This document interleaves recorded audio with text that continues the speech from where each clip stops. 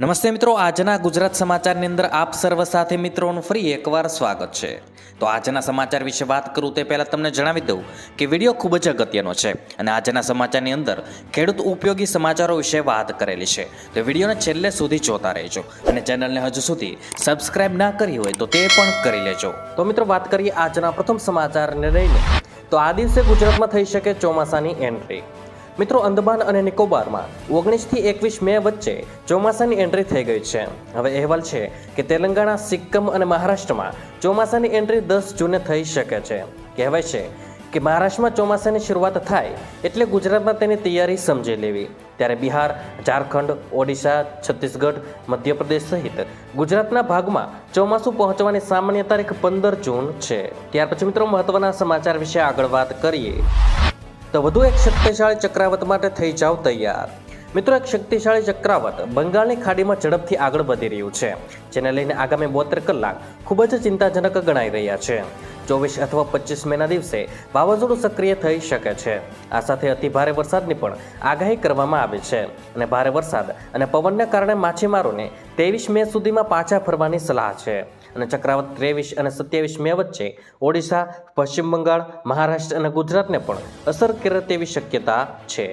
ત્યાર પછી મિત્રો મહત્વના સમાચાર વિશે આગળ વાત કરીએ. તો સ્માર્ટ મીટરને લઈને સરકારનો નિર્ણય. મિત્રો, છેલ્લા અઠવાડિયાથી વડોદરા અને સુરતમાં સ્માર્ટ મીટરનો મામલો વધુ ગરમાયો હતો, જેને લઈને સરકારે નિર્ણય કર્યો છે કે હવે સ્માર્ટ મીટર ઘરોમાં લગાવવામાં નહીં આવે. સ્માર્ટ મીટરો સરકારી ઓફિસોમાં લગાવવામાં આવશે અને સરકારી ઓફિસોમાં ટેસ્ટિંગ કરવામાં આવશે અને સરકારી ઓફિસોમાં પ્રયોગ સફળ થયા બાદ જ ઘરોમાં લગાવવામાં આવશે. મિત્રો, તમને શું લાગે આ નિર્ણય વિશે તે અમને કોમેન્ટ બોક્સમાં જરૂરથી જણાવજો. ત્યાર પછી મિત્રો મહત્વના સમાચાર વિશે આગળ વાત કરીએ. તો ગુજરાતમાં દર વર્ષે અહીં થાય છે સૂર્ય તિલક. મિત્રો, 22 મેના રોજ એટલે કે આજે બપોરે 2:07 મહાવીર સ્વામીના લલાટ પર સૂર્ય તિલક થવાની ઘટના દર વર્ષે થાય છે. આ સૂર્ય તિલક 4 થી 3 મિનિટ સુધી લલાટે રહે છે અને સૂર્ય તિલકનો અદ્ભુત નજારો નિહાળવા માટે મોટી સંખ્યામાં ભક્તો અહીં ઉમટે છે. મંદિરનો ચમત્કાર છે કે વાદળ હોય કે વાતાવરણ ખરાબ હોય તો પણ સૂર્ય તિલક થાય છે. મહાવીર સ્વામીના લલાટે 33 વર્ષથી આજ દિન સુધી તિલક થતું આવ્યું છે અને મંદિરનું બાંધકામ ખગોળીય ઘટના મુજબ થયું છે. ત્યાર પછી મિત્રો મહત્વના સમાચાર વિશે આગળ વાત કરીએ. તો આકરી ગરમીને લઈને મોટી આગાહી. મિત્રો, ગુજરાતમાં હજી 4 દિવસ સૂર્યદેવ આગ વરસાવવાના છે. દરમિયાન હીટવેવની આગાહી કરવામાં આવે છે અને પહેલીવાર અમદાવાદમાં ગરમીને લઈને રેડ એલર્ટ જાહેર કરવામાં આવ્યું છે. 21 થી 25 મે સુધી અમદાવાદીઓ બરાબરના શેકાવાના છે. અમદાવાદમાં ગરમી 45 ડિગ્રી કે તેથી વધુ જઈ શકે છે. બનાસકાંઠા, સાબરકાંઠા અને વલસાડમાં હીટવેવની આગાહી છે અને આણંદ, સુરત, સુરેન્દ્રનગર, ગાંધીનગર, પોરબંદર, રાજકોટ અને જૂનાગઢમાં કાળઝાળ ગરમી પડવાની છે. એટલે કે મિત્રો હજુ ગુજરાતમાં 4 દિવસ સૂર્યદેવ આગ ઓકવાના છે. અને મિત્રો પહેલીવાર અમદાવાદમાં ગરમીને લઈને રેડ એલર્ટ જાહેર કરવામાં આવ્યું છે. મિત્રો, અમદાવાદમાં ગરમી 45 ડિગ્રી કે તેથી વધુ પાર જઈ શકે છે. અને જ્યારે મિત્રો આણંદ, સુરત, સુરેન્દ્રનગર, ગાંધીનગર, પોરબંદર, રાજકોટ અને જૂનાગઢમાં કાળઝાળ હીટવેવની આગાહી કરવામાં આવી છે. ત્યાર પછી મિત્રો મહત્વના સમાચાર વિશે આગળ વાત કરીએ. તો ગૌણ સેવા પસંદગી મંડળની મોટી જાહેરાત. મિત્રો, ગૌણ સેવા પસંદગી મંડળ દ્વારા જુનિયર ક્લાર્ક, સિનિયર ક્લાર્ક તથા હેડ ક્લાર્કની પ્રાથમિક પરીક્ષા પૂરી કરાય છે, જેની પ્રાથમિક પરીક્ષાનું રિઝલ્ટ જુલાઈમાં જાહેર થવાનું છે. પસંદગી મંડળની 21 કેડરની 5554 જગ્યા માટે પ્રાથમિક પરીક્ષા લેવાઈ હતી, જેમાં મિત્રો 5.19 લાખ ઉમેદવારોએ અરજી કરી હતી અને 3.40 લાખ ઉમેદવારોએ આ પ્રાથમિક પરીક્ષા આપી હતી. મિત્રો, ગ્રુપ બીની પરીક્ષા સપ્ટેમ્બરમાં યોજાઈ શકે છે. ત્યાર પછી મિત્રો મહત્વના સમાચાર વિશે આગળ વાત કરીએ. તો ખેડૂતોને 17મો હપ્તો નહીં મળે.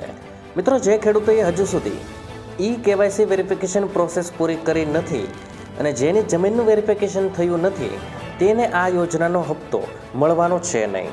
એટલે કે મિત્રો PM કિસાન યોજનાનો હપ્તો તો જ મળવાનો છે જો તમે KYC વેરિફિકેશન કરશો અથવા તો જમીન વેરિફિકેશન કરશો. મિત્રો, જે પરિવારોના સભ્યો કેન્દ્ર અથવા તો રાજ્ય સરકારના વિભાગો અને પ્રાદેશિક કાર્યાલયો અથવા તો જાહેર ઉપક્રમોમાં કામ કરી રહ્યા છે કે નિવૃત્ત છે તેને આ ફાયદો મળવાનો નથી.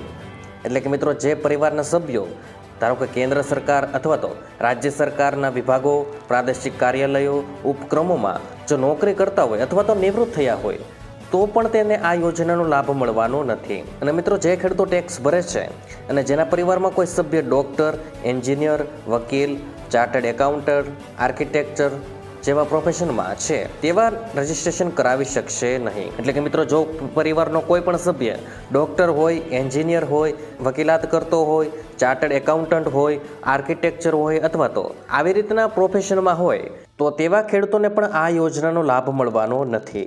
ત્યાર પછી મિત્રો, મહત્વના સમાચાર વિશે આગળ વાત કરીએ તો વાહન ચાલકોને દંડ. મિત્રો, 1 જૂન 2024થી સરકારી પ્રાદેશિક પરિવહન કાર્યાલય એટલે કે આરટીઓ દ્વારા ડ્રાઇવિંગ સંબંધિત નવા નિયમો જારી કરવામાં આવશે. સ્પીડિંગ અને ઓછી ઉંમરના વાહન ચલાવવા માટે ભારે દંડ ભરવો પડશે. એટલે કે મિત્રો, 1 જૂન 2024થી સરકારી પ્રાદેશિક પરિવહન કાર્યાલય એટલે કે આરટીઓ દ્વારા ડ્રાઇવિંગ લાયસન્સને લઈને મહત્વના નિયમો બહાર પાડવામાં આવશે, જેમાં ઓવર સ્પીડ અને ઓછી ઉંમરના વાહન ચલાવતા લોકોને માટે ભારે દંડ ભરવો પડશે. જો કે વ્યક્તિ વધુ ઝડપે વાહન ચલાવે છે તો તેને 1000થી 2000 રૂપિયા સુધીનો દંડ થઈ શકે છે. 18 વર્ષથી ઓછી ઉંમરની વ્યક્તિ વાહન ચલાવતી જોવા મળે છે તો તેને 25,000 રૂપિયાનો દંડ સાથે વાહન માલિકનું ડ્રાઇવિંગ લાયસન્સ રદ થઈ શકે છે. અને મિત્રો, સગીરને 25 વર્ષ ઉંમર સુધીની લાયસન્સ આપવામાં આવી શકશે નહીં. એટલે કે મિત્રો, જ્યાં સુધી સગીર 25 વર્ષનું ન થાય ત્યાં સુધી તેનું લાયસન્સ બનાવી આપવામાં આવશે નહીં. ત્યાર પછી મિત્રો, મહત્વના સમાચાર વિશે આગળ વાત કરીએ તો તોકતે કરતા ભારે વાવાઝોડું. મિત્રો, અંબાલાલ પટેલે ગુજરાતમાં વાવાઝોડું ત્રાટકવાની આગાહી કરી છે. તેમણે કહ્યું છે કે મે મહિનાના અંતમાં ચક્રાવત ઊભું થશે, જે પશ્ચિમ બંગાળમાં 26 મેના રોજ ભારે અસર પહોંચાડવાનું છે. મિત્રો, ચક્રાવતને કારણે 100થી 120 કિમી પ્રતિ કલાકની ઝડપે પવન પણ ફૂંકાઈ શકે છે. અને આ ચક્રાવત જો ઓમાન તરફ ફંટાય નહીં તો તે ગુજરાત અને સૌરાષ્ટ્ર અને પશ્ચિમ ભાગોને તોકતે કરતાં પણ ભારે નુકસાન પહોંચાડી શકે છે. ચક્રાવતને કારણે ભારે વરસાદ અને વીજકરંટની શક્યતાઓ વધી શકે છે. મિત્રો, 8 જૂન બાદ અરબ સાગરમાં અસર જોવા મળવાની છે. ત્યાર પછી મિત્રો, મહત્વના સમાચાર વિશે આગળ વાત કરીએ તો આજે ભારે રેડ એલર્ટ.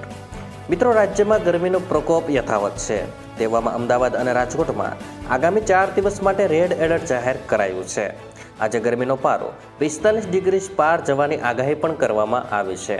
લોકોને કામ વગર બહાર ન નીકળવા સૂચના આપવામાં આવી છે. સાબરકાંઠા, બનાસકાંઠા અને વલસાડમાં હીટવેવની આગાહી કરવામાં આવી છે. આણંદ, સુરત, સુરેન્દ્રનગર, ગાંધીનગર, પોરબંદર, રાજકોટ અને જૂનાગઢમાં કાળઝાળ ગરમી પડી શકે છે. ત્યાર પછી મિત્રો, મહત્વના સમાચાર વિશે આગળ વાત કરીએ તો સ્માર્ટ મીટરને લઈને ગુજરાત સરકારનો મોટો નિર્ણય. મિત્રો, ગુજરાતમાં સ્માર્ટ મીટરના વિરોધનો મામલો ધીરે ધીરે ચૂલ પકડતો જોઈને સરકારે વધુ એક મોટો નિર્ણય લીધો છે. સ્માર્ટ મીટરને લઈને મોટા સમાચાર સામે આવ્યા છે અને રાજ્ય સરકારે સ્માર્ટ મીટરને લઈને મહત્વનો નિર્ણય કર્યો છે કે હવે સ્માર્ટ મીટર સાથે જૂના મીટર પણ લગાવાશે. લોકોની ગેરસમજ દૂર કરવા માટે સ્માર્ટ મીટર સાથે વધુ એક મીટર લગાવવાનો નિર્ણય કર્યો છે. એટલે કે મિત્રો, ગુજરાત સરકારે સ્માર્ટ મીટરને લઈને સૌથી મોટો નિર્ણય કરી દીધો છે. અને નિર્ણય એવો છે કે સ્માર્ટ મીટરની સાથે સાથોસાથ જૂનું મીટર પણ લગાવાશે. અને લોકોની ગેરસમજ દૂર કરવા માટે સ્માર્ટ મીટરની સાથે એક વધારાનું મીટર પણ લગાવવામાં આવશે અને તે મિત્રો મીટર જૂનું મીટર હશે. ત્યાર પછી મિત્રો, મહત્વના સમાચાર વિશે આગળ વાત કરીએ તો સોના ચાંદીના ભાવમાં આગ ઝરતી તેજી. મિત્રો, સોનાના ભાવમાં આગ ઝરતી તેજી જોવા મળી રહી છે. અમદાવાદમાં સોનાનો ભાવ 77,000 અને ચાંદીનો ભાવ 91,500ની વિક્રમ સપાટીએ પહોંચ્યો છે. અમદાવાદ ઝવેરી બજારમાં 10 ગ્રામ સોનાનો ભાવ 900 રૂપિયા ઉછળી 77,000 બોલાતા નવો રેકોર્ડ નોંધાયો છે. અમદાવાદમાં ચાંદીનો ભાવ કિલોનો વધુ 1,000 એટલે કે 500 રૂપિયા ઉછળીને 91,000ની સપાટી પણ પાર કરી ગઈ છે.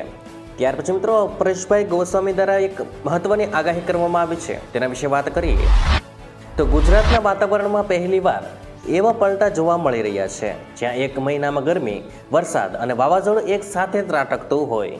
મે મહિનામાં આવી રહેલા પલટાથી લોકોને સમજાઈ નથી રહ્યું કે વાતાવરણમાં શું ખીચડો બની રહ્યો છે. ગુજરાતમાં મે મહિનાની શરૂઆતથી જ મોટા પલટા આવી રહ્યા છે. મિત્રો, કેરળમાં હજી સુધી સત્તાવાર ચોમાસું બેઠું નથી, પરંતુ અનુમાન છે કે 27 મેના રોજ કેરળમાં વિધિવત રીતે ચોમાસું આવી શકે છે, જે બાદ મહારાષ્ટ્ર થઈને વલસાડ જિલ્લામાં ચોમાસું આવશે. ચોમાસું મહારાષ્ટ્રમાં 3 દિવસ વહેલું આવશે, પરંતુ તે 48 કલાક જેવું ત્યાં રોકાઈ શકે છે, જેથી ગુજરાતમાં વિધિવત ચોમાસું વહેલું આવશે, પરંતુ 1-2 દિવસ જ વહેલું આવવાની શક્યતા છે. 14મી જૂન આસપાસ ગુજરાતમાં ચોમાસું આવી જશે તેવું પણ અનુમાન છે. 14મી જૂને વલસાડ અને સૌરાષ્ટ્રના અનેક વિસ્તારોમાં ચોમાસું આવી જશે, પરંતુ તેને બનાસકાંઠા પહોંચતા 26 જૂન સુધીનો સમય લાગી શકે છે. મિત્રો, પરેશભાઈ ગોસ્વામીએ કહ્યું છે કે બંગાળની ખાડીમાં સક્રિય થઈ રહેલા વાવાઝોડાની થોડી અસર ગુજરાત પર થઈ શકે છે, પરંતુ તેની સીધી અસર આપણને થઈ શકશે નહીં. જોકે તાપમાન આવું જ ઉપર રહેશે તો અરબી સમુદ્રમાં વાવાઝોડું બની શકે છે. જો ત્યાં વાવાઝોડું સક્રિય થાય તો જ ગુજરાતવાસીઓને સાવધાન થવું પડશે. મિત્રો, અંબાલાલ પટેલે કહ્યું છે કે 26 મેના રોજ પશ્ચિમ બંગાળમાં ભારે ચક્રવાતની શક્યતા છે. દક્ષિણ પર્વતીય તટો ઉપર તેની ભારે અસર થવાની છે અને પશ્ચિમ બંગાળમાં ભારે વરસાદની શક્યતાઓ છે. મિત્રો, આ સમયે 100 થી 120 કિમી પ્રતિ કલાકની ઝડપે પવન ફૂંકાશે અને અરબ સાગરમાં મે મહિનાના અંતમાં જૂનની શરૂઆતમાં ચક્રાવાતની અસર બનશે.